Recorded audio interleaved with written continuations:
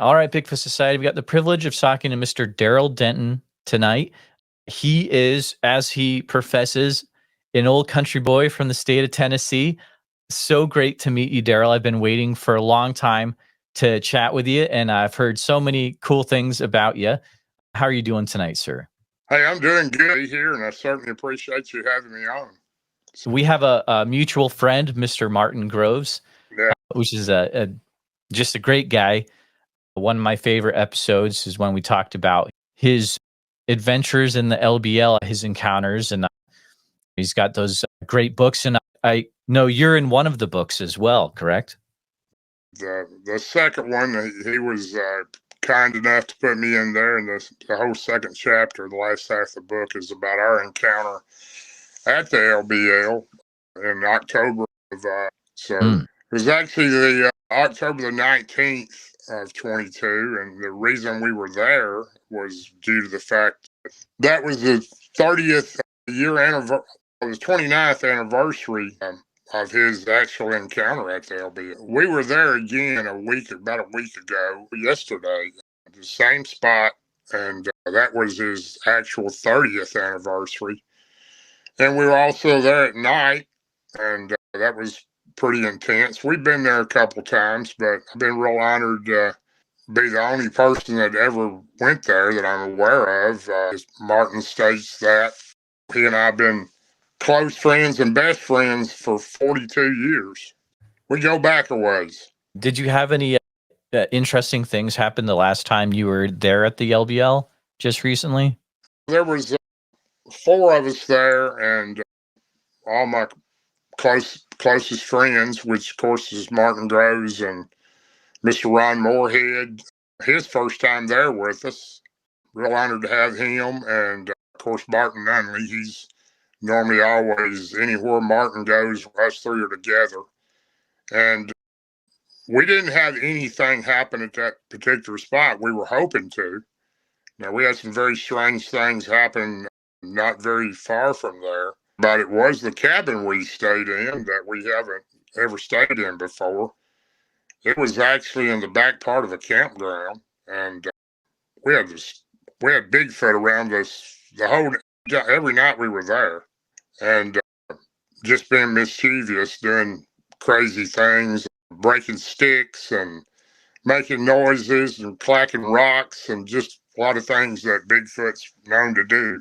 Matter of fact, Barton and I were out there 2:00 in the morning trying to figure out where they were coming from. So the second night we were there, because they were walking by our window in the cabin, you could see the big shadow of them. And I believe Barton actually got a picture of 2 of them.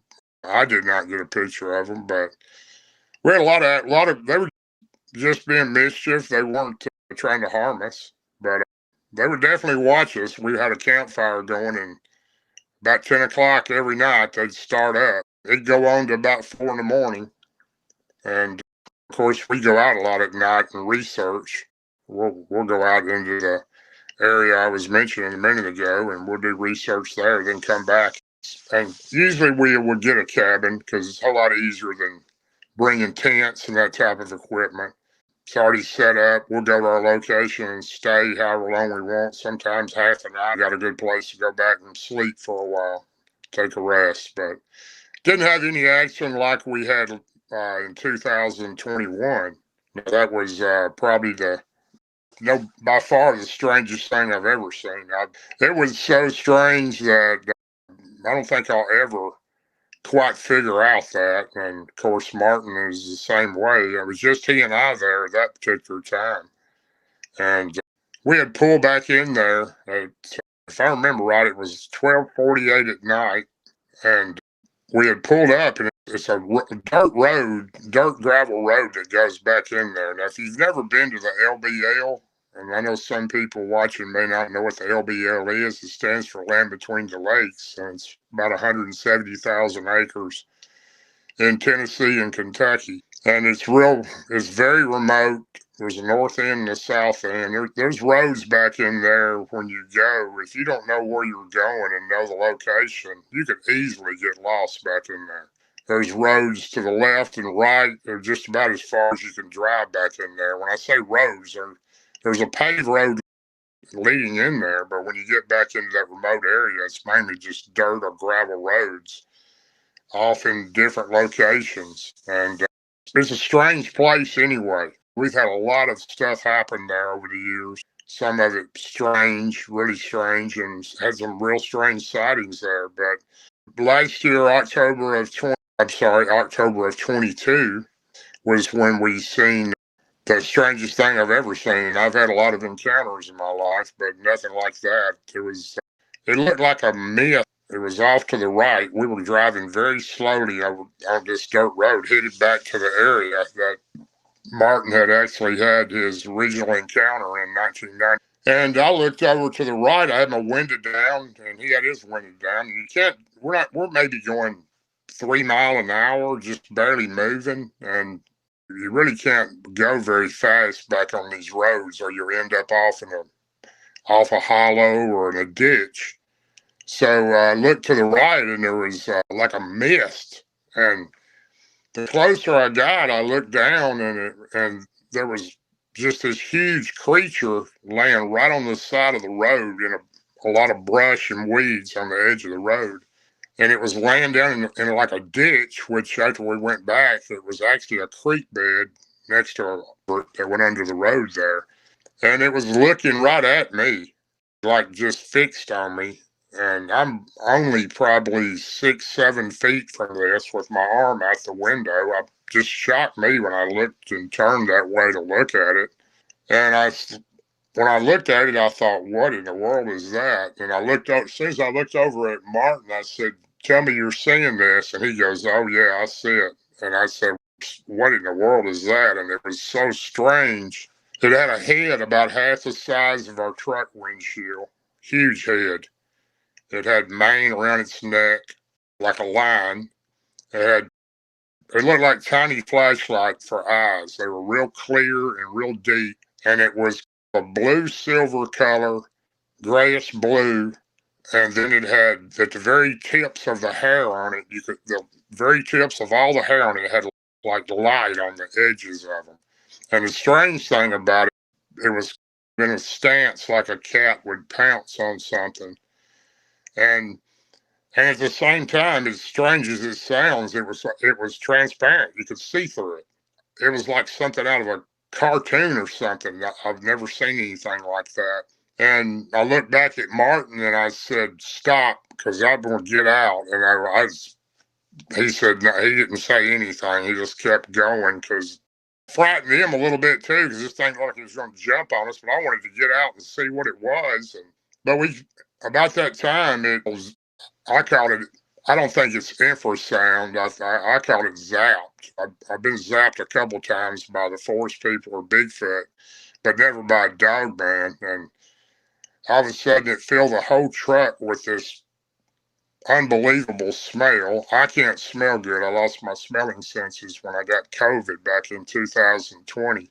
But Martin was so sick. And my legs were a little tingly, my arms, my upper chest felt pressure on it, and I had a massive headache all of a sudden. And I looked over at Martin, and he said, man, I can't breathe. And the effect it had on him, he said, my tongue and my throat have swelled together. I can't breathe, bub. I can't breathe. And I said, stop, pull over, let me drive. And about that time, this thing crosses behind us, and it didn't. Martin is looking in the mirror, and I'm looking back toward it, and it crosses behind us, behind the truck, and it just like glides across behind us, not like it ran, and it went into this field, then it went up this hillside, and you could hear this thing breaking branches and stuff as it was going up the hillside. It sounded like it was real heavy, and then I don't know where it went after that. We kept going. I was more worried about his health than anything. He was pretty much almost paralyzed. He couldn't breathe.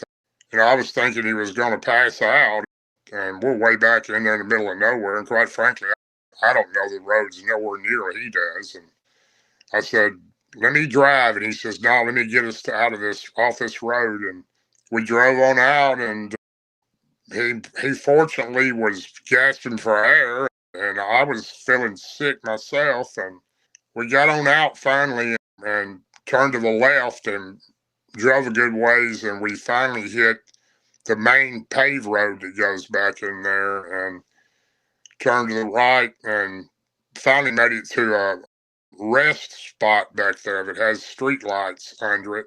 And I immediately went over to help him get out of the truck, and he said he could barely move at that time. And I said, "Are you going to be able to breathe?" And he was actually gasping for air.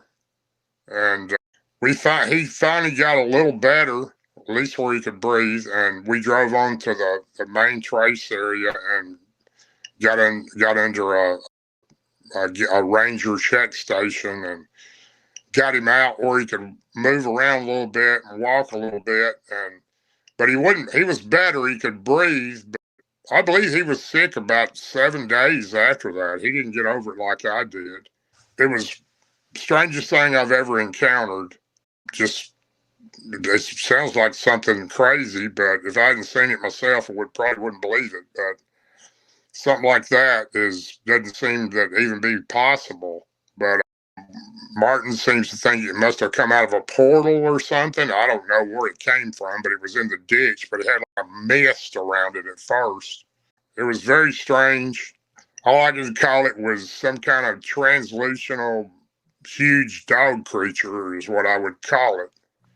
But like I said, strangest thing I've ever seen, and he would tell you the same thing today if he's right here. And that account is in his book, which is Beast Between the Rivers, the second book. He has 2 of them. And they're both fantastic. Looking back at the creature, when you saw it cross the road, how tall would you say that it was when you were looking back at it? It's dark out there. Yeah. And when I say dark, you can't see your hand in front of your face if you're out of the vehicle. By just what I could see of it, I don't know the height of it, but it was visible over the bed of the truck.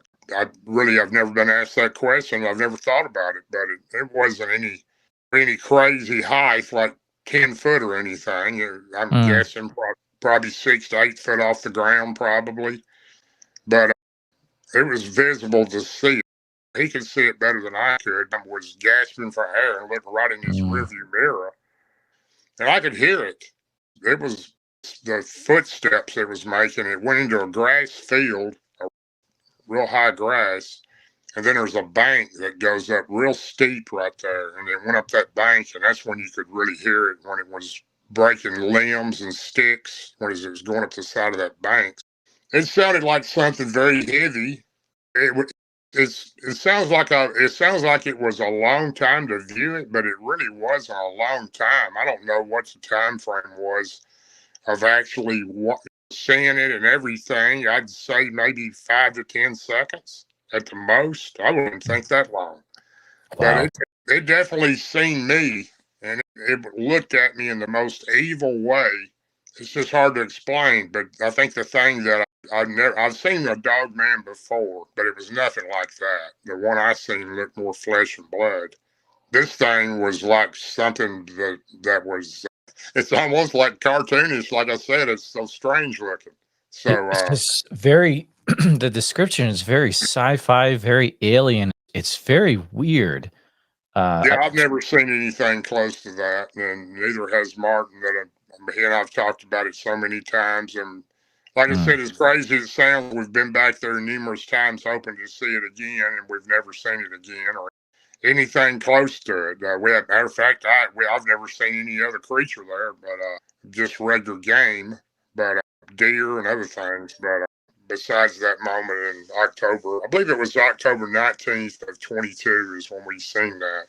But there's so many weird things that happen in the LBL. There's Dogman, there's Bigfoot, there's whatever you guys just saw right there. Have you ever thought, why is it in this one place there's so many weird things happening? Barton Nunley, Martin and I, Joe and Jesse of Hellbent Holler, they're good friends of mine and ours too, and they go there, and just the best boots on the ground team ever. And just fearless. They go out and just walk those hills in the middle of the night, and we do that too, but not as much as they do. And we've talked about that. I think it goes back to maybe even before that area was well known. I think I'm correct, in the late 1700s, early 1800s. The Indians, the American Indian in that area, had talked about a creature that they called it a dog type creature. The settlers there in that time had animals attacked and even people attacked by some type of dog type creature. And I think it was in the 60s when they formed the actual waters of the Cumberland River in Tennessee that turns into Lake Barkley after you get past Cheatham Dam. And Barkley and the Tennessee River I think those are the two rivers that it turns into Kentucky Lakes, what it turns into. And a large portion of it is in Tennessee and Kentucky. But when they flooded that area, there were people that refused to leave that area. Wow. The TVA came in there, and these people had lived there their families had lived there for, some of them, for hundreds of years. And a lot of those people refused to leave, and they just flooded. There's so many graveyards in there. I think I'm correct. There's over 200 graveyards in the LBL. And we found stones in the late 1700s. Some you can't even tell what they are. It's just a stone. And there's a lot of those graveyards that were covered by water too, because this is a large lake. It's just a massive body of water. And I think there's just some type of phenomena that's always been there. I don't know what makes it that type place, but when you drive into LBL, you get a strange feeling just driving in. So it's just an area that I can't explain. You hear people that go up there and spend a weekend and never have an occurrence, or stay in a camping area and they fish and camp with their family. And then you hear other people that go up there and leave and won't ever come back. They see something, or they're getting scared off by something. And we've been there so many times, and most of the time it's just me, our team, me and Bart Nunley and Martin Groves. And Martin and I have been up there, just us two, plenty of times. But mostly it's just us three. And Ron came with us this time, and he had a good time. He wished he could have stayed longer, but and we're going back again. He's already said he would love to go back again and stay with us. And I wish he could have seen more, because our main goal was hopefully for him to see some type of creature, because he's never seen a Dogman, and a lot of people haven't. We go back 30 years ago, roughly, when Martin and I used to conversate about our experiences. Back in that day, I was a commissioner and an alderman and then a mayor for quite a few years in the same area. That Martin Groves was the deputy sheriff, and he was a chief deputy. He was up there next to the sheriff and well respected. And he and I had my experience, my first one in '90, of a Bigfoot that just scared me to death. I didn't even know they existed. If they did, not in Tennessee. And then he had his experience a year later, and you couldn't tell anybody. Back in the '90s, if you told people, hey, I've seen a Bigfoot or I've seen a Dogman, of course, they'd have thought we'd lost our mind. And now it's a lot easier to speak of it. And Martin held that he held that. And I pretty much did too for nearly 25 years before I started speaking of it. I told members of my family and very few people, but being an elected official, you don't run around the county and town telling people you've seen a Bigfoot and it scares you to death. And he was afraid he would have gotten fired. So for telling me he almost got killed or eaten by a Dogman.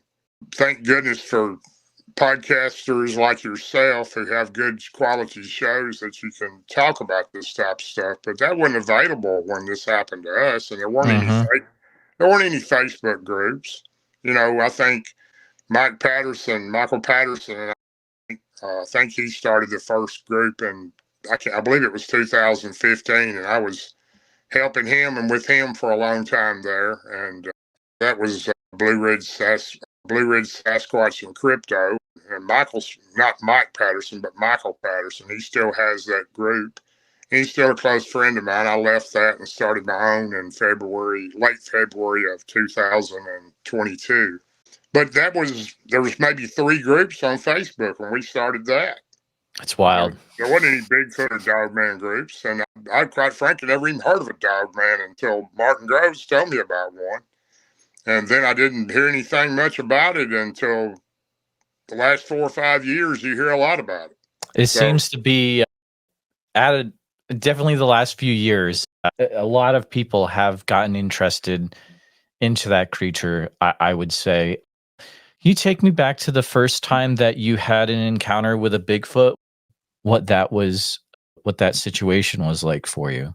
Well, that was my grandfather had a large farm in Cannon County, Tennessee, Woodbury, Tennessee, and it was very remote out there. My grandfather lived in that area all of his life, and I pretty much grew up on that farm. I stayed with those grandparents quite often and did everything kids do. My grandfather was a farmer, and he was pretty strict on me being in the field helping him when I was 5 years old. We were either in a garden or a tobacco field, or I was helping him with hay in the field because he had animals and livestock. I knew that area very well. I don't know how many acres my grandfather had, but he had a pretty good sized farm, and certain areas were fenced off for the cows he had. And I'd hunted there for as long as I can remember, and camped in the woods by myself when I was 11, 12 years old. Me and my dog, and we'd camp in the woods, and we'd hunt just regular game, and wasn't scared of anything, and never seen anything that I didn't know what it was. And this was, I believe it was November the 6th of 92. Me and 3 of my friends, Scott, Jason, and Cody, would go up to my grandfather's farm on the opening day of black powder season, which is muzzleloader, that we call it in Tennessee. It's a rifle that you can only fire one shot. It's like the old ramrod. You pack your bullet in it with a wad and a firing cap. And opening season is before gun season, and your chances for a bigger deer a lot of times are that weak. And we've been going up there 5 or 6 years, me and those 3 guys. And I had a camper, a nice camper back then. I pulled my truck, and I would pull the camper up, open a gate, and pull it next to my grandfather's barn, and we would set the camper up there. And they followed me with a truck and a trailer, and we all had ATVs or 4-wheelers back then, all 4 of us. And we would go up there, and we would get there a day or 2 before the season opened, and we had some stands built out in those woods, and then we had also a carrying stand, which you carry on your back and put around a tree and climbing stand. And we had got there that Sunday, I could be off a day or 2 on the date, but I'm pretty sure it was November 5th of 92 when we got there. And my granddad, of course, at that time, he was, I believe, 90 years old, might have been 92, but he was in tremendous shape. You would never think he was that old. He still farmed and did everything farmers do. He even had cows he milked every morning. And he come out and greeted us, and we hung out with him a little bit, and we set camp up, and I went in and talked to him, and I was standing on his back porch. He had an old wood farmhouse on a hill, and I said, "Granddad, this year I'm going after a trophy deer. I'm not really looking for one for the meat, and I probably won't kill one unless I see a trophy." And I said, "Where do you think the best place would go to get a trophy deer would be?" And I was standing on his back porch. He pointed out, he said, "You see that third hollow over there in the hill?" And I said, "Yeah." He said, "That's probably where I'd go." And this was a good walk from his house. You're looking over the hills, and this place is hills and hollows, just one after another. And it's pretty hard to even explain how much steep hills there are there. They're 45-degree angle, so it's a climb. He said I would go over there. Of course I did. I hit it off his back porch, and I went back behind his porch, and I had my climbing stand on my back. Went back to the camp to get it, and I hit it where he showed me to go. And I went over that way, and you go through his yard, through it down to a gate, and you open the gate up. It's just a standard sized gate, and it goes into the field that was fenced where his cattle were. And I went down there and went through that gate and crossed about it's probably 200-yard wide. At that time of the year, it was like a sagebrush field. And I walked down through that till I got to a fence line. It was a barbed wire fence. And I climbed that barbed wire fence and got over and started climbing this hill. And it was, like I said, it was a steep hill. And walked up to the top of that hill, went over another hill, and by the time I got to the third hill, it was going down. It was real steep, and he said, when you get over there, you'll know you're in the right spot. There's an old part of an old grist mill there to the left, and the old house that I was born in is still there, but it's fallen in. You'll see the remnants of tin roof and part of the chimney standing. And he said, you've been there, but it had been years since I'd been there. We had went by gravel roads back in there to get there. But anyway, I got over there to that spot and had my stand on my back, and I walked around the side of this bank, the side of this hill. And like I said, it was real steep, like a 45-degree angle. And I seen a tree that was straight up, kind of overlooking the creek in front. And I went and put my stand around that tree and got it ready for the next day, climbed up in it and sat back and cut a few limbs off with a little foldable saw I had, so I'd be able to set my stuff up in the morning. And then I come down and walked across that creek, and there was a large cane thicket to my left. Cane is it looks like cane. It is cane. It grows 10 or 15 foot tall all down creek and riverbanks in Tennessee. And it went all the way down the left side of that creek bank and crossed over and walked down through the creek. And this creek's only probably 10, 12 foot wide right there, but it's about 2 foot of water that runs all year round. And it gets a lot wider on down from there, probably 50 or 60 yards wide. And I went up there was a little clearing there, and I just was mainly looking for deer signs. And I found a scrape. It's what a buck deer does, a male deer with their antlers. They'll rub on trees and leave a mark when they're in the area. Found a couple of those, and I could see the deer had been there was a little game trail on top of that, right next to the creek bank on both sides. And where deer and stuff travel on it. And I seen a lot of tracks, and I walked over a little bit to the right on the edge of that bank, right next to the game trail, and there was a big tree limb sticking out, an oak tree, and there was a limb up pretty good, and I'm 6'5", so I jumped up and grabbed the limb, and I had put what's called a drag rag on your boot when you go in, and it's an elastic thing that goes on your boot, and you put scent on it, and it covers the human scent as you go in. And pulled that off, and I grabbed that branch and tied it around the end and let it go, and it was up off the ground probably about 8 foot. And that kind of lets the scent go down that hollow, and sometimes it'll bring deer in because it smells like a female deer in estrus or that time of year when they go into that, and which causes the bucks to chase them. And I hung it in that tree and let it go and come back across the creek and went through a little ravine to my left and climbed those hills again and came back and went down to the camper and hung out with my friends that night, and we grilled out and had a good time. And I went up and told my granddad, I said, hey, when you get up in the morning, would you come down and wake me up? And because it's a pretty good walk over there. I think it took me about 45 minutes to an hour that day just to get there. And he said, sure. So I'll do that for you. My granddad never called me by my name. He's called me boy all my life. And he said, I'll be down there, boy. He said, I get up about 4:30. I said, that's fine.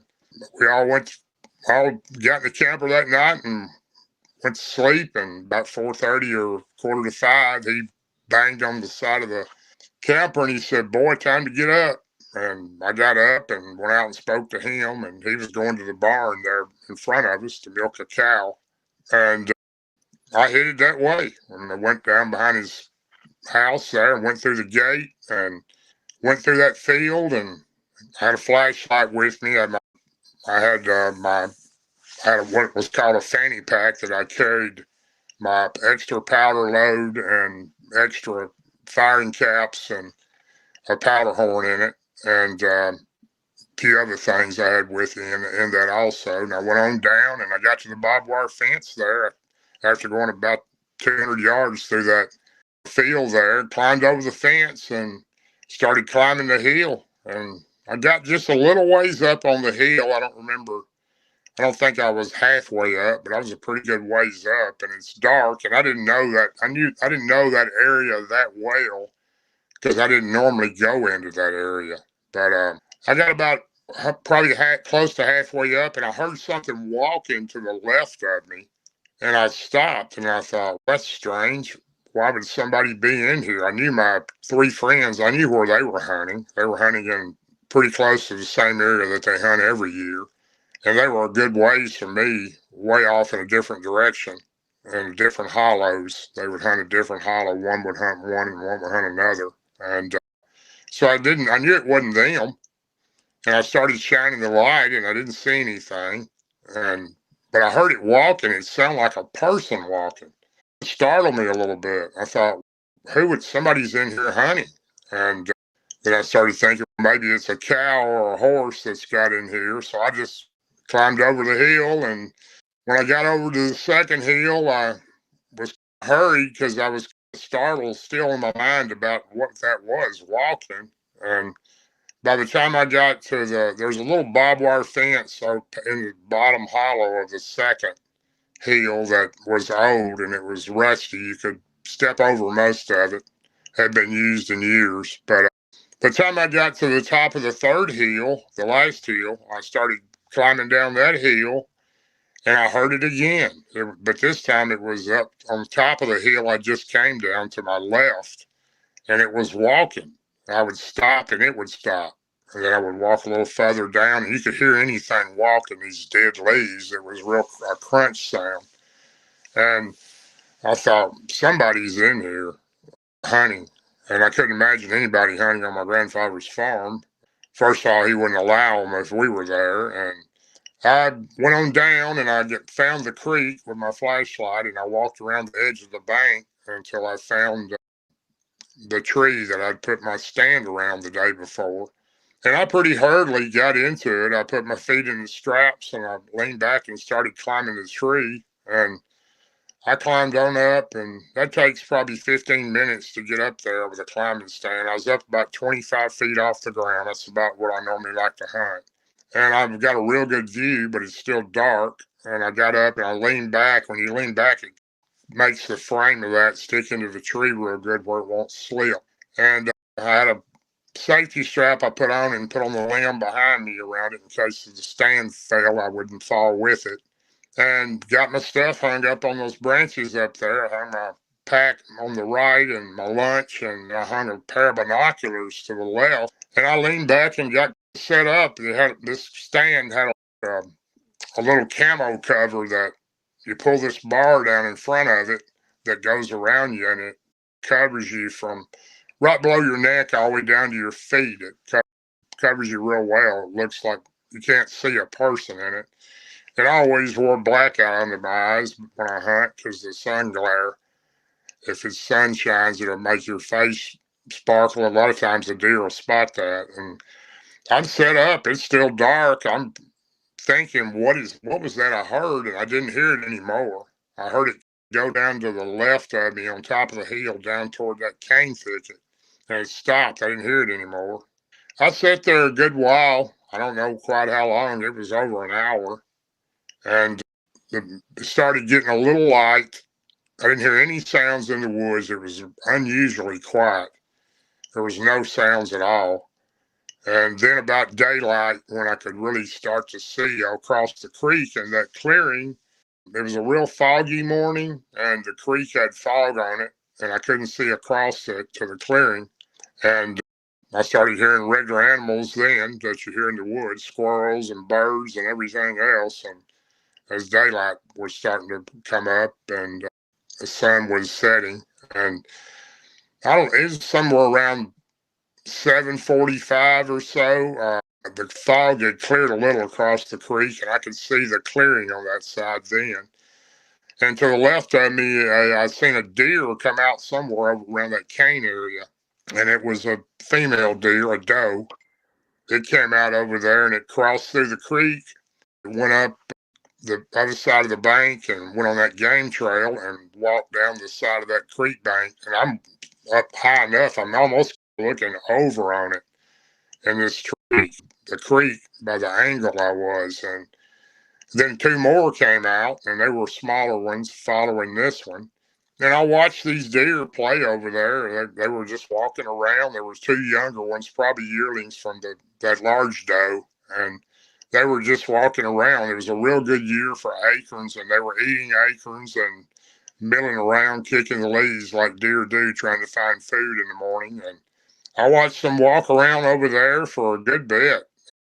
They never seen me, and I was real still and quiet. And I had my gun propped right against that bar in front of me, and I was feeling pretty excited. I'd seen three deer, and normally when you see doe that time of year, there's going to be a buck somewhere close by, which is the male deer.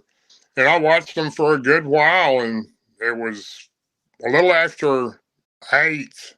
I don't remember. The only reason I remember this time because back in that day, I wore one of these old Iron Man watches, if you remember those things. And they had what was called indigo on them. You could push a button and it would light the glow up on it. And I would even use that to go in the woods before that light. And it lit up pretty good, but it also had a little stopwatch on it. I would always push that little stopwatch button when I seen a deer come out. That way I would have a relative of time of what time to be there the next time because they normally follow a pattern. And I'd push that button that morning, and I believe it was 8:15 or right at that when I pushed it. And then when I didn't see another deer, I'd push it and I'd have a time frame. But I watched these deer play, and they walked down, and they never noticed me. They were just the two little ones were to the right and left of the bigger deer, and they were all eating, and they were facing to my left, looking straight ahead. And all of a sudden, they turned to the left a little bit, and the lead deer, the larger female, just all of a sudden just froze. All three of them were looking toward this cane thicket, and I'm thinking, here's a buck deer about to come out. That's what they're looking at. And the lead deer was just frozen, her ears sticking straight up, looking right toward that cane area. And I looked at the other two deer. They were doing the same thing. They were not even moving. And then the lead deer took her right front foot and raised it about 3 times like she was trying to get something to move, and she would hit the ground with her front hoof. And I thought, here comes a buck. You better get ready here because one's about to come out. And then all of a sudden, she raised her nose like she was smelling, and she makes this real loud blowing noise. And it almost sounds like somebody sneezing real loud, but it's a lot louder than a sneeze. She makes that real loud sound, and then she goes right back to that frozen moment, just staring right in that area. And my anticipation is, here comes a big buck out of this somewhere over here next to this cane thicket. And then all of a sudden, she turns to the right and takes off just running as fast as she can. She runs right by the front of me on this game trail, running as fast as she can. The other two deer followed her, and I watched them till they ran out of sight. And I thought, well, that's strange. Normally a deer doesn't do that with a buck coming. Something that's normally like when you spook them or somebody scared them or shot at them. And I deer hunted all my life. I was real familiar with what deer would do. And I watched them go out of sight, and it got real quiet. And I'm anticipating a big buck coming out over there somewhere. And I remember reaching down to my rifle, my muzzle loader, and I pull the hammer back on it. It makes a click. I did it real quietly where I'd be ready if it stepped out. And I waited a few minutes, nothing happened, and a few more minutes, nothing happened. And Then all of a sudden I see the cane, it's moving. And this cane is so thick that I couldn't walk through it. It's just right next to each other, large, thick cane. And somewhere over in the middle of it, the cane was moving. It's 12 or 15 foot tall, and you can see it swaying from the back edge to the front. And I'm thinking, man, this must be a massive deer, because to move that cane like that. And I watched it move all the way to the front, somewhere down to the front of it, till it stopped, and then it stopped moving. And I'm ready, thinking this is a record whitetail, because I couldn't imagine anything pushing that cane around like that. And then out steps this creature. And I still, right now, every time I tell this story, it was definitely a life-changing experience. It was, when I seen this thing step out, I kept looking. I thought, am I really seeing this? And it was just a tall, big black creature. And it stepped out. It took one step and just leaped completely across to the other side of the creek and landed on that game trail on the other side. And I'm in just, what is this? It was just a terrifying moment. I was literally scared to death. I never seen anything like this, and didn't even know this. I didn't know there was anything like that in these woods. I'd never seen anything. And it walks right on the game trail, right across, almost dead in front of me. I'm looking down on it in this tree at an angle, and walks right down the game trail. It stops and turns and looks right at me. This thing knew exactly where I was at. It knew I was in the tree. And I'm thinking, oh my gosh, what is this? I could barely breathe. I don't scare easy. I've never gotten scared since like that.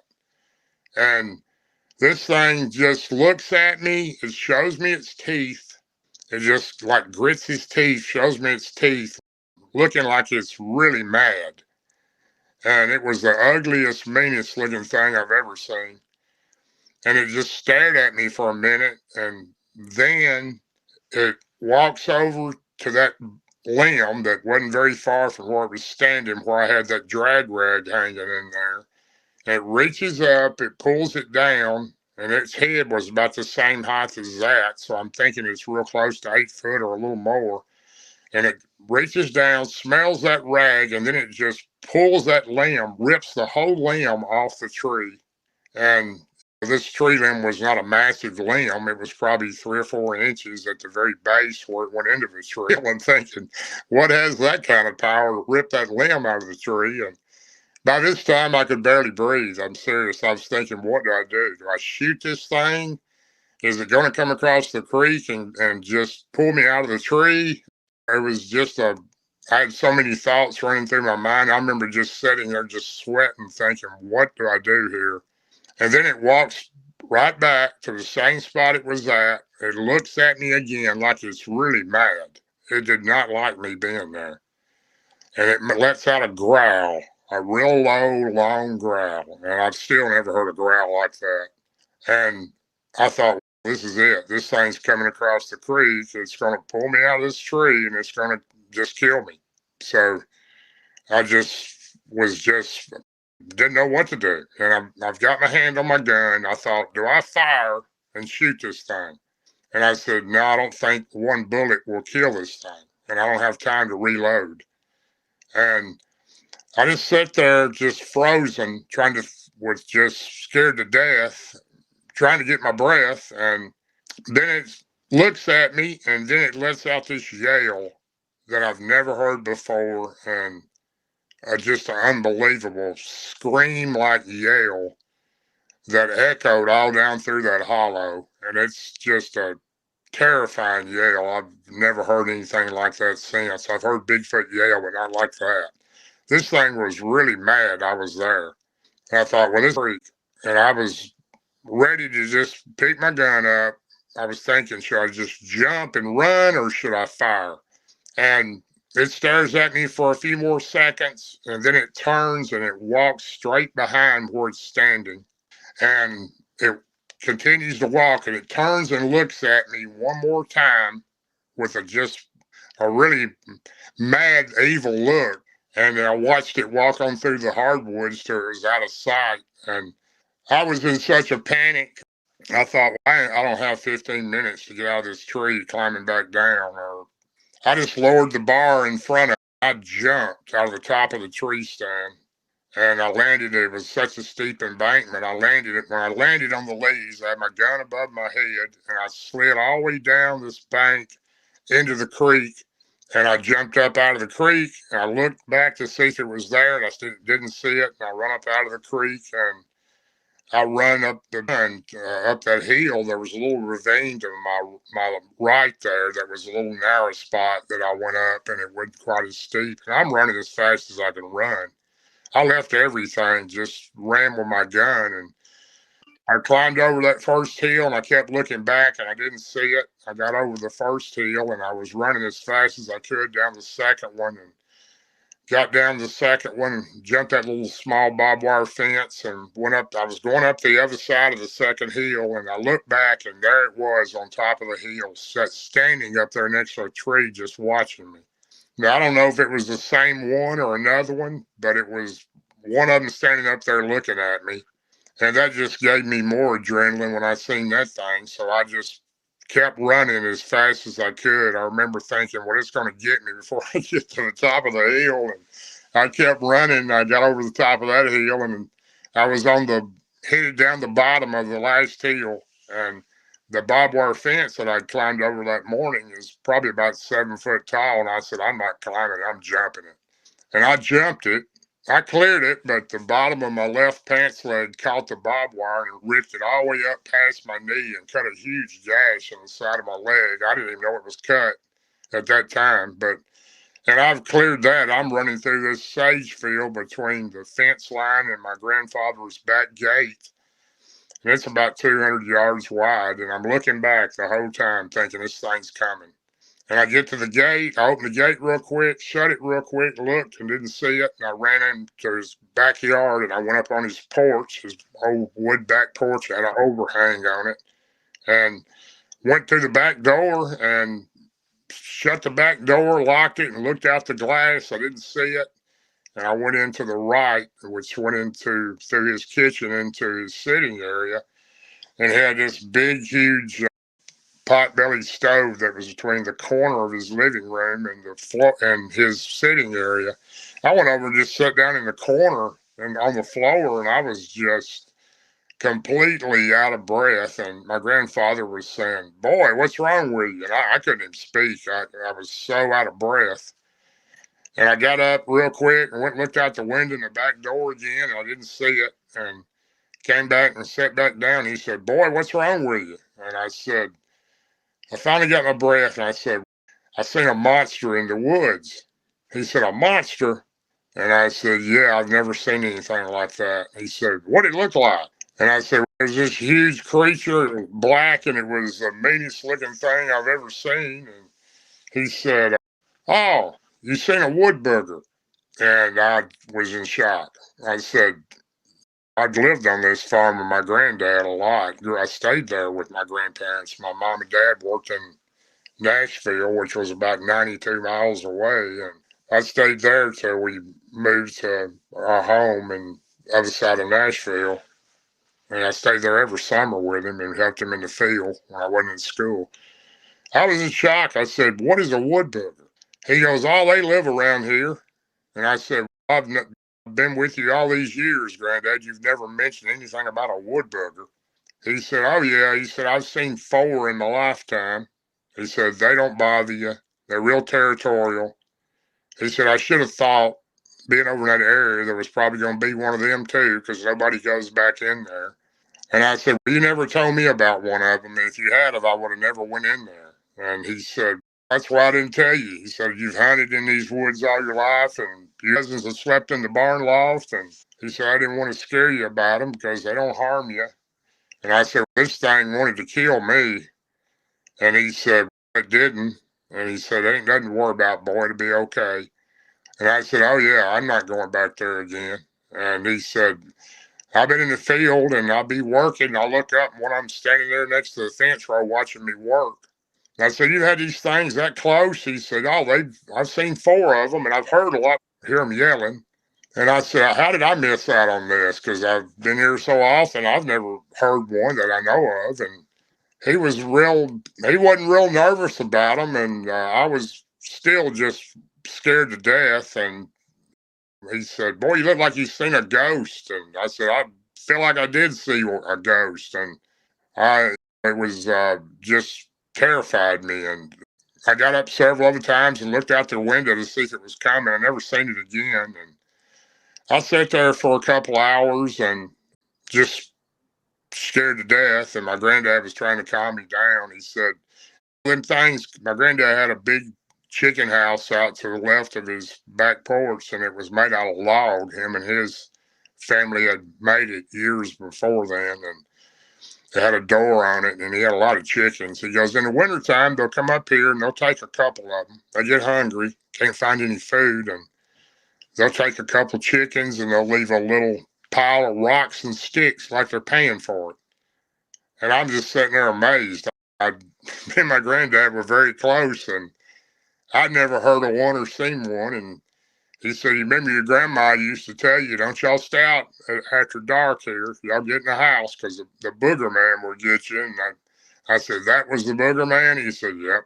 And I'm still just flipped out, nervous wreck. And a couple of hours later, my friends come back, and one of them had killed a big deer, and they were down at the camper. And I walked down to see them, and I said, "Hey guys, we've been coming up here a long time. Have you ever seen anything in the woods?"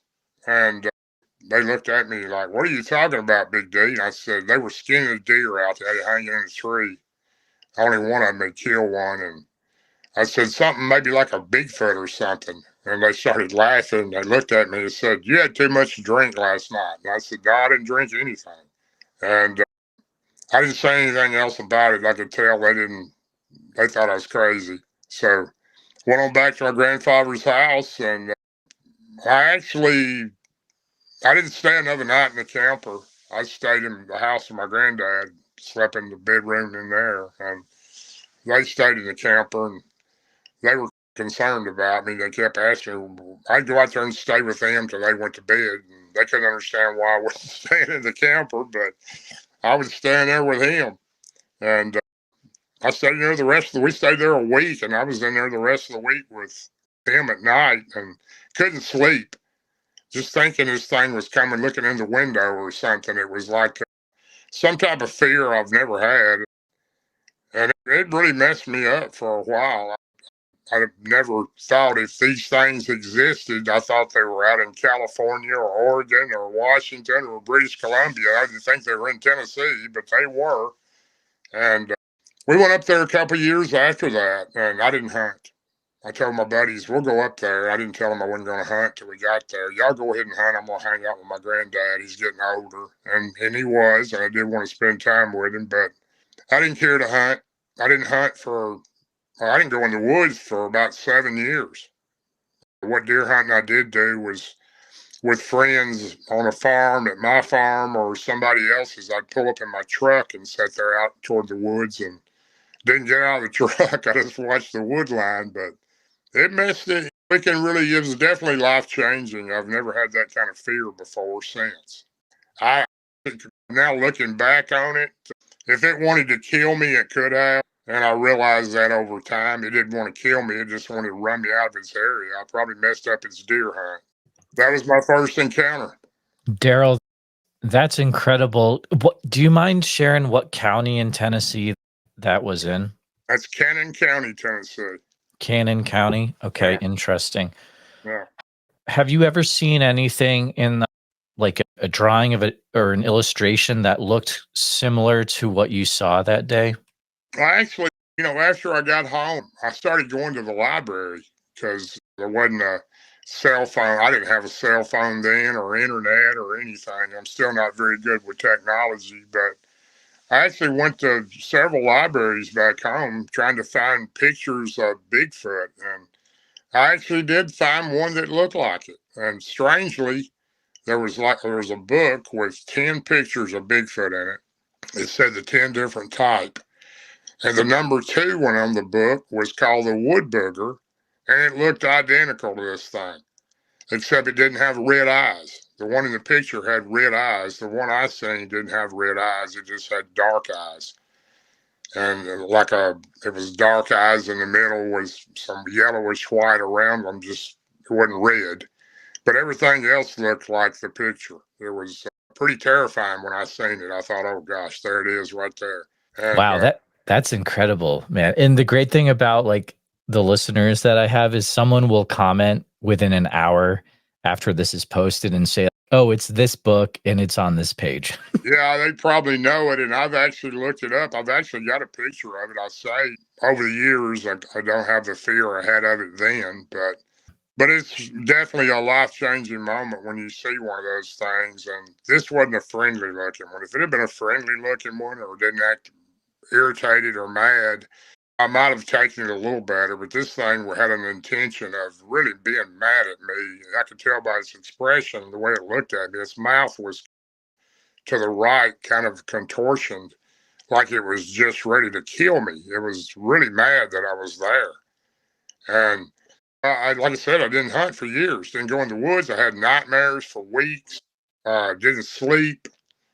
This went on for a long time, and I still had nightmares about it. The only thing that saved me from that was I've been very fortunate. I don't understand how it works because I've got friends that's been in the woods for years and years hunting.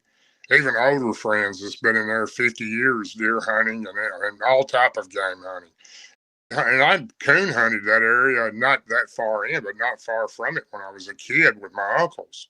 And never heard of a wood booger. And I never heard one of them mention it. They grew up there. But I think that some people, for some reason, find these things find you. You don't ever find them.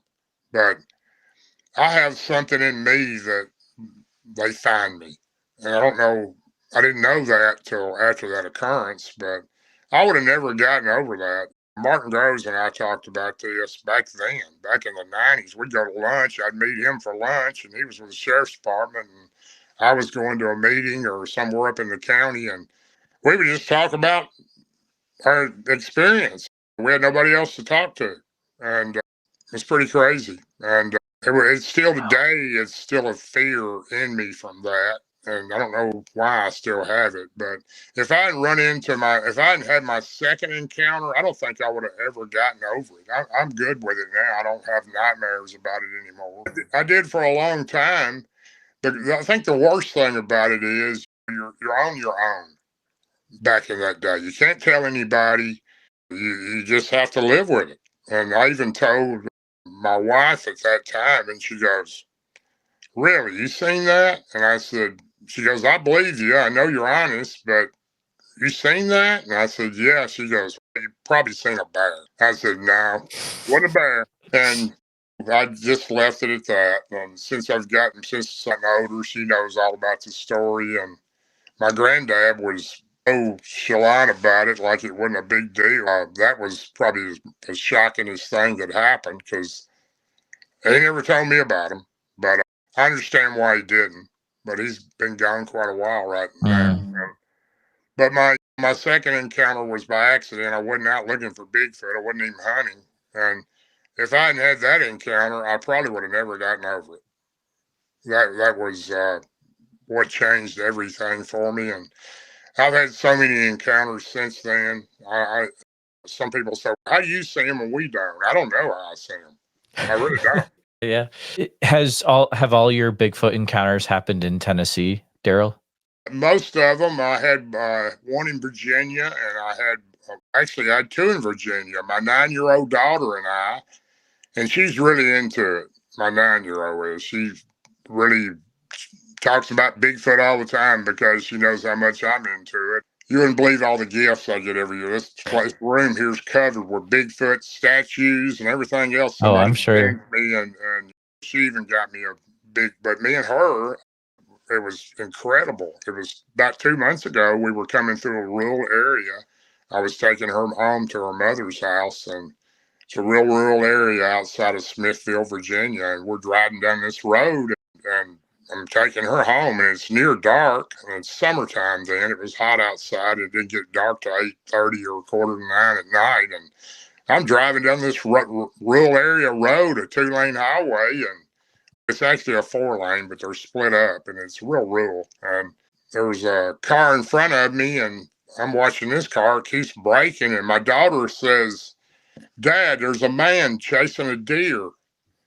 And I look to the right, and this Bigfoot is chasing a deer over toward the woods down the side of the road here. And I couldn't believe my eyes. And it wasn't a big one, it was a juvenile. It might have been 6 or 7 foot tall, but it was real thin. It was chasing this deer. I said, "No, that's not a deer, that's a Bigfoot." And she looked at me, "Really?"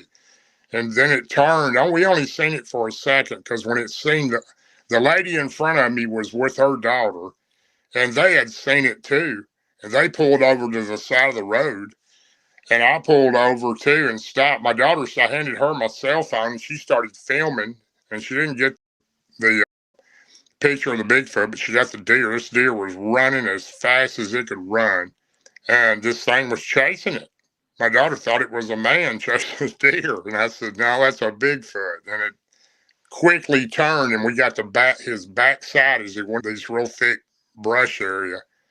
When it seen the cars and realized we'd seen it, it ran into the woods where we couldn't see it. And I stopped, and this lady in front of me stopped, and I got out of the car and got out of my SUV, and my daughter's sitting there, and she goes, "Where are you going?" I said, "I'm going to talk to this lady a second." And the lady gets out of her car, and she has a little girl with her, and she goes, "What was that?" And I said, "It looked like a Bigfoot." And she goes, "What?" That's the way she acted. She goes, "I've seen it." She goes, "I don't know what it was, but nothing like I'd seen."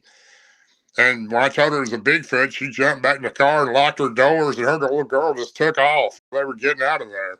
But me and her pulled up, and we pulled into where we seen it run into the brush, and it was almost dark at that time. You could barely see light. And I walked down into the woods trying to get a picture of it. I took my camera. I said, "You stay in the car," and I locked the doors. And I said, "If you see it or get scared, you blow the horn." And she goes, "Don't go down in there." And I said, "I'll be okay." So I walked down. There was like a little trail, a logging road or something that went down in there. And I followed it around probably about 100 yards back in there. And I took a bunch of pictures in that area. I heard it walking. I could hear it walking in there, but I couldn't see it. And I just started taking pictures in the woods, and I actually got a silhouette of it. Matter of fact, Jennifer Appleton in my group, her and a couple other ladies found it in the picture, the silhouette of it standing next to a tree. And it wasn't, like I said, it wasn't a full grown one. It was a juvenile. And, but that was so exciting for me, for my daughter to actually see one for just a second. And since she's seen that, all she talks about is, "When can I go Bigfooting with you? When can I go in the woods?" And I said, "I want to take you out there at 9 years old." She goes, "Well, Yeah. I'll go out there if you will." And she knows how crazy I am. I got some hope to come back, but I wouldn't want to take her out there. Darrell, you've seen a Dogman as well, correct? I seen my first Dogman I seen was actually in October of 21 in Tazewell County, Virginia. And that was just a crazy, that I was at. I go to, where I live at it's mainly a farming area. There's lots of cotton and peanut farmers here. And I live about an hour and 15 minutes from where my children live. And I go to this little store in the morning, and it's like a country store. And I'll go in there. There's a bunch of older guys in there I see, and I'll sit and drink some coffee with them in the morning. And I was sitting there one morning, and this guy comes in. The guy that owns the store is an Indian guy. And it's hard to understand him all the time. And I'm sure it's hard for him to understand me with my country accent, but he knows me, and he's real friendly, real nice guy. And I'm sitting there at this table. It's a long wood table. There's usually 5 or 6 old farmers sitting there just talking about whatever. And we drink coffee in there. And I'm sitting there one morning, and we're all talking, and they know I talk about Bigfoot, and some of them have seen them. They believe in them. A couple of them don't believe in them. It's not an argument, just conversation. We don't talk about it all the time, but this man and his son comes in, and they walk up to the counter, and they had gotten gas out front, and he asked the guy who owns the store, the Indian guy, he goes, "Do you know anybody around here that knows anything about creatures?" And of course, I'm only 10 foot from the counter. When I heard creatures, I turned around thinking, what is he talking about? And this guy don't understand what he's asking him. He said, he said, "We got a creature on our farm." And I looked up again, and I got up and I walked up to him, and the gentleman who owns the store there, real nice guy, I started talking to the guy. I said, "What kind of creature are you talking about?" And he said, "We live about 2 hours from here, and maybe a little more, and we got something on our farm that's killed our goats, and we don't know what it is. And we called the game and fish and the sheriff's department, and they came out here and told us that it was probably some coyotes or something that killed them." He said, "But this ain't no coyote." And I said, "Have you seen the creature?" And he said, "No, but I've heard it." And he told me some sounds that it made. And I said, "I don't know." I said, "I don't believe it's a coyote." And he said, "You know anything about these things?" I said, "I don't know what kind of creature you have." I said, "I know a little bit about some creatures." I said, "I would probably know if I seen a track what it was." And he said, "Do you mind coming out to our house and looking around the barn there?" He had a little shed that they kept their goats in. And I said, "Well, yeah, where do you live?" And he said, "We're 2 hours from here." And so he said, "If you want to, you can follow me on out there." And I said, "Okay." And I got a call on the way out there. So I told him, I pulled him over and I said, "Give me your address and I'll come out the next day." My kids had called and I had to go get them. And so the next day I had his phone number, his cell number, and his address. And I had no idea where Tazewell, Virginia was. It was actually about 3.5 hours away. But so I went out there the next day and I couldn't find it. I lost my reception with my GPS, and I called the guy up. I went back a ways where I got reception. I said, "Can you meet me somewhere and show me how to get to where you're at?" And he said, "Sure, I'll meet you at this old store." I think it was Highway 68, I believe it was. I don't remember the exact. So I went, what I thought about, I found an old store that was closed, and I sat there for a few minutes, and he pulled up, and same vehicle he's in before, and he rolled the window down and said, "Just follow me." And I followed him a good ways back down the road, and we went off, and they were living really in the rural country, and you had to go down off the main road through a creek. You drove through a creek. It wasn't very deep, and then you went up over the creek, and you turned left and went back to the farmhouse they lived in. And he said, "I live here with my, excuse me, with my great aunt. I live here with my great aunt, me and my wife, and I believe he had a daughter too and a son, but they were little. They were 7 or 8 years old." And he said, "I'll show you where the goat house is." He called it the goat house. It was like a little shed. And I parked my vehicle and went back through the gate there with him and walked up next to the goat house. And I said, "Where's the goats?" He said, "This creature has killed them all." And I said, "Where are they?" And he said, "I've already drug them off." And never seen the ghosts, but he said they were torn up pretty good. But I got to looking around the goat house, and it was real muddy around one side there, and I knew exactly what it was as soon as I seen the track. I knew it wasn't a Bigfoot.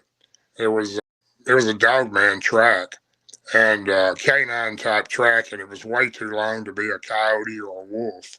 And I said, "How long has this been going on?" He said, "All last year." He said, "First it started yelling at night, and the goats would go crazy, and the dogs would. And then one morning we came out, and one of the goats was dead, and we moved the other two, and then it come back and killed those."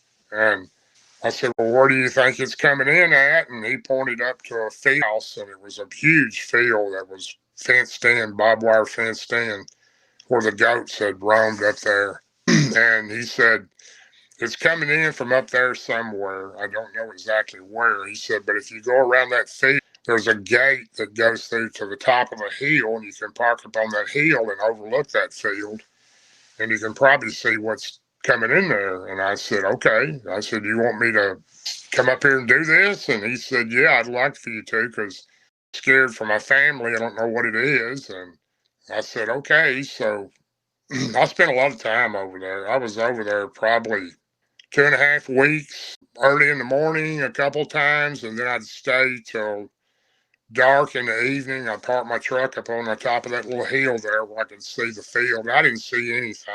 And I was getting to the point where I'd just about given up on it, thinking whatever it was gone because the goats were. And like I said, I was about giving up, and I was sitting on that hill, and I was just looking across that field. It was probably 300-400 yards wide, and it was a huge field. And he said, and he had told me he thought it was coming in up in the very back part of it because there was woods behind that. And I was sitting there one evening, and it was light enough to see, but it was getting later in the evening. And this was in the fall, so it was like close to 6 o'clock.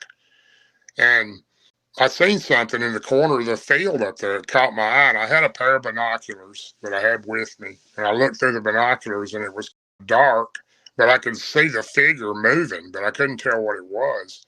And then I seen it come across the fence, and it was running across and it's a long, wide field. I could see it running across the field, but there was sage grass in the field in spots, and I would lose it when it went into the sage grass, and then it would come out again and go into some more sage grass. But this thing ran so strange. It didn't run like a dog or something. It galloped like a horse. And it ran all the way across the field, and it slowed down. And right up above where my truck was at was the fence line down below me that ran up, met the corner of the other fence, and there was woods to the right of it. And I seen it run all the way to that fence. It stopped. It stood up on 2 legs. That's when I really went, wow. And I seen it really well. I couldn't see its feet, but I could see the bend in its legs as it stood up. And then it just stepped over the fence. It looked right at me, not right at me, but right in my direction. It didn't see me, but it looked in my direction. And then it stepped over the fence and went into the woods. And that was the first Dogman I'd ever seen. And it looked like a German Shepherd in the face. It was solid black. Looked almost identical to a German Shepherd head, except it was a walking big dog. And this wasn't 8 foot tall. It was probably 6 foot tall. I actually went down there. I went back the next day and spent the whole day there. I carried my gun, and I went back in there, tried to track it. And I went right where it crossed the fence, and basing where it was standing next to a white spot on a tree was about 6'2" from the ground to there. And that could have varied a little bit because it was a slope there. But I crossed the fence and walked on down in there, and it went around to a bluff. There was a bluff back in there, side of a small mountain, and there was tracks. I could see tracks, and the ground was real moist in there. And I couldn't see tracks like I could next to the goat house, but I could see where something had been going back in there regularly. And a lot of bones back there, looked like deer bones and other type bones. And then I followed it on around the side of this bluff, and it was, I got a little eerie back there by myself because I don't know how many of these things were back there.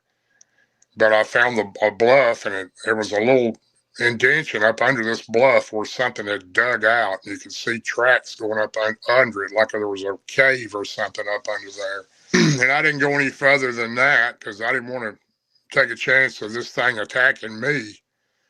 So I just mainly looked around there and seen a lot of evidence that's where it was going. So I came back out, and it was getting close to dark, and went on back home. And then the following weekend, I got all my gear, and I was going to go back in there and stay the whole day and try to film it. And I was coming across the creek, going into his place, and coming out of his property was a game warden, a Virginia Wildlife Resources Agency guy. And he met me at the creek as I'm coming in, he's coming out. And he rolls his window down and sticks his hand out, and I roll my window down. And he said, "What are you doing up here?" And I said, "This gentleman over here told me I could come up here and scout out." He said, "What are you scouting for?" And I said, "Just looking around for different game." I didn't want to tell him what I was looking for. He probably thought I didn't know what he would have thought. But anyway, he said, "You got license here?" And I said, "Yeah, I've got Virginia license." And he said, "What do you got weapons?" And I told him I did. And he said, "There was not any deer in season." I said, "I'm not looking to kill anything. I'm just looking around." And he was real questionable. And he said, "Do you have permission to be here?" And I said, "Yes, sir. I told you I did." And he said, "You got a note or a letter stating that?" I said, "No, I don't." He said, "Let's go up to these people's house then." And I followed him up there in his truck, and they came out, the guy did. And he said, "Yeah, I've gave him permission to be here. He's been coming here for a little over a month." And I told him he could go up on the hill there and just sit and watch for, he said, game. And he was good with that. He realized that I'd told him the truth. So he got in his truck, and I was going to go park and go back in there. And he stopped me and he said, "Let me tell you something." He said, "I don't know what you're doing back here, but we've had a lot of farmers in the area complaining about their livestock being killed by some type of animal." He said, "I'd suggest you not go back in there." And I said, "What kind of animal is it?" And he wouldn't tell me. He wouldn't say. And he said, "I'd just suggest you not go back in there." And he was trying to tell me I needed to leave. And I went up there. I went up there several times after that, probably 6 or 7 more times, and I never seen it again. So I don't know if they killed it or it moved on or what happened to it. So that actual homeowner, and I think his aunt has passed away since, and they may have moved. I don't know. He was talking about moving because he didn't feel safe with his children being there, and he hadn't heard of it or seen of it since. It may have killed out his livestock and moved on somewhere else, or maybe the game officials took it out. I don't know, but that was the first one I'd ever seen. And it was nothing like the second one that I seen with Martin Groves. It was more of a flesh and blood creature, this was. It wasn't anything that was cartoonish looking or anything. So it's wild, Darrell. Oh man, you've got the wildest. You've had the wildest encounters happen to you. It's just in stuff I didn't know about the Virginia stuff, man. That's crazy, man. It's been going off of or thinking of the times you've seen Dogmen versus the times you've seen Bigfoot. Which one do you think is which one is was more of a terrifying experience to you, would you say? I don't think anything will ever top my first encounter with Bigfoot. What Martin Groves and I seen was pretty terrifying, but not like my first encounter. I think anytime you realize there's something like that, especially thinking no way possible there's a Bigfoot in this area. I wasn't even sure they existed when I had my first encounter because I'd never seen one, but I believe they probably did. I've always been open minded and heard stories from people and took it as a credible story because I don't know what they've seen. Maybe they didn't. I'm still that way. I'm at the point in my life now, I've had so many encounters since then that if somebody called and told me there was a pterodactyl flying around New York City, I would probably say, "What street is it on?" I would probably believe it. I don't know what all's out there. I know there's a lot of things I haven't seen because I've got close friends that's seen stuff I haven't seen. I've got a friend that's seen a red pterodactyl flying over Kentucky. I've heard a lot of stories, and I don't think these people are just making this up. Why would you make something like that? So Absolutely. it's pretty. It's. I think the thing that bothers me so much is how critical some people can be toward other people's terror. Yes. These people scared to death of what they've seen, and somebody wants to laugh about it and make a joke about it, and they really have to live that to understand it. I'm a true believer. It's a saying I've been saying for 30 years. You don't find any of these creatures, they find you. And that's a true story.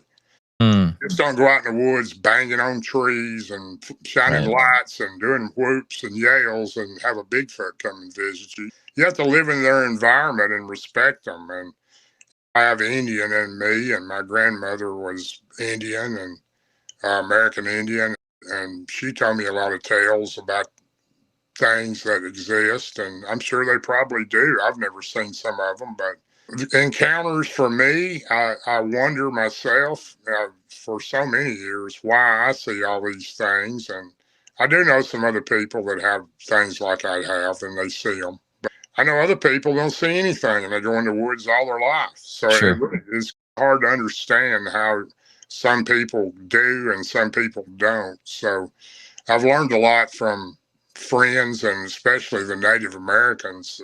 They believe that these creatures feel the person inside their spirit. And I believe that because I feel like I have a good heart and I'm honest and easygoing. And I think the creatures, I know the Bigfoot, there's no doubt, they can read what you're thinking and they know what your intentions are. You go running around the woods with a gun and a camera, and your chances of seeing one are pretty slim because these creatures know what a gun is. And I'm sure that they probably have stories themselves or their family or members of their family being shot by human beings or shot at or killed possibly. I do think they're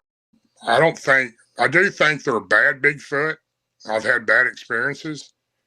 And I think they're like people. There's good and bad and everything. And I've been very fortunate that I've run into more good ones than bad ones. But I've been pretty scared a few times with these things. But the two guys I go in with all the time, and then three guys, including Ron Moorhead, those guys aren't scared of anything. Martin Groves will go in the middle of the night, and Martin Nunley will do it. And Ron is not fearful either. You don't want to go into the woods being fearful. If you have fear, I know for a fact Bigfoot will play off of it because they want to scare you. They'll throw sticks and rocks at you. They'll growl. They'll bluff charge you. They'll do things to not harm you, to get you out of their area. They don't want you in there. It takes a long time to gain trust from these creatures, and a lot of work and a lot of hours to gain trust. And I know that from my experiences with some of them and a family of one of them. I've had some terrible encounters. It's amazing all the stuff I've had. I don't even know how it happens, but it does. It feels like you should, Darrell, you should really have your own book. Have you considered just, I'm going to put it all down in a book? Martin Groves and I've talked about that 1,000 times. Martin Nunley and I've talked about it. I even told Ron, every time I start writing a book, I'm one of those type of people that is a perfectionist. I feel like I've left something out, or I feel like I didn't put everything in there, and I'll tear it up and start over. Oh man. Oh man. It takes me, I have started on one, but it's a slow process for me. And I could never write down all my encounters and things I've seen in one book. So it would be a thick book. So I would probably have to write a couple of books. But the main thing is finding the time to do it because, I'm here weeks or 2 or 3 weeks out of the month. And then I go home for 10 or 14 days to be with my mom and dad and my farm and Martin and Barton and hang out with them and go with them for some time and visit my oldest daughter, my grandson. So time frame and plus trying to work on top of all that. It seemed like there was not enough hours in the day to get that accomplished. But I do plan on doing one eventually. I would jump in there with the other guys and say, hey, it might be a good idea to try to get that all down for future people to learn from. But Darrell, this has been just a really fun chat, and I feel like I could talk with you for hours and hours, but I want to be respectful of your time. So I want to say thank you so much for coming on the show today. And do you mind sharing what are some ways, if there's any ways that people can keep up to date with what you're doing or contact you or anything like that? I pretty much just Most of the events that I really just, besides the podcast that I'm honored to be on, I get asked often, but besides telling my stories on these, you got a great show, and I appreciate you being in my group. But Thank you.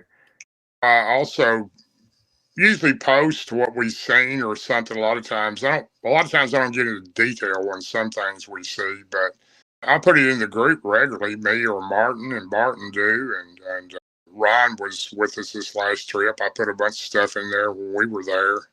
We were there last week. We stayed. Martin and I stayed there 4 days, and they were up there with us for three nights.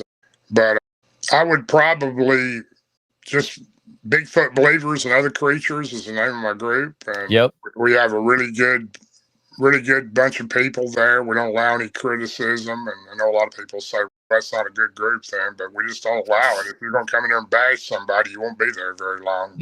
I would appreciate anybody that wants to join. We have a great admin. You have Carter Bouchard. I got so many admins. Ron Moorhead is an admin. Martin Groves, Barton Nunley, Renda K. Puckett, my close friend Jennifer Appleton, Robin Haynes, Rebecca Kurt, Snuffy Dyer. We have a Kenny Busby. Oh my gosh, they have a credible story. They have Bigfoot that they're friends with for quite a few years. I go out and sit with them. But I got to talk to them. Yeah. Wow.